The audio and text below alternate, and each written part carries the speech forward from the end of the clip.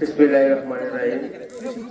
আজকে উঠান বৈঠকের সম্মানিত সভাপতি ও প্রধান অতিথি এবং আমার সামনে উপস্থিত আছেন রাজা গান্ধীর গণ্যমান্য ব্যক্তি এবং মা ও বোনেরা, আসসালামু আলাইকুম। আমরা আজ এখানে উপস্থিত হয়েছি আজহারুল ইসলাম মান্নান ভাইয়ের যে মনোনয়ন পেয়েছে, তারেক রহমান জিয়াকে জানাচ্ছিস মান্নান ভাইয়ের হাতে তুলে দিয়েছে। সেই মান্নান ভাইকে আমরা বিজয়ী করার লক্ষ্যে কিভাবে আমরা মান্নান ভাইকে পাস করাবো, কিভাবে তাদের কাছ থেকে পাস করার পরে কি আদায় করে কিভাবে কাজ নিব, সেই আলোচনা করার জন্য। মান্নান ভাইকে যদি আমরা পাস করাতে পারি তাহলে আমাদের কাজ করবে। আপনারা হয়তো একটু শুনে থাকেন, তারেক রহমান একটা ফ্যামিলি কার্ডের কথা বলেছে, আপনারা শুনছেন আগে? হ্যাঁ, টিভিতে দেখছেন, ফ্যামিলি কার্ডের কথা বলে না?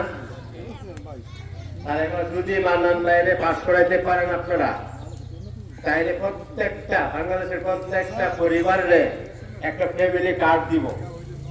যে কার্ডটা দিয়ে আপনারা প্রতি মাসে 2 থেকে 2,500 টাকা সম পরিমাণ মূল্যের খাদ্যদ্রব্য পাবেন অথবা নগদ টাকা পাবেন।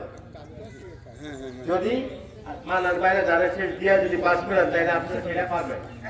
আর কৃষি ক্ষেত্রে আছে এরকমই সেম, যারা কৃষি কাজ করে তাদের জন্য ঠিক এরকম একটা কৃষি কার্ড তারা দিব।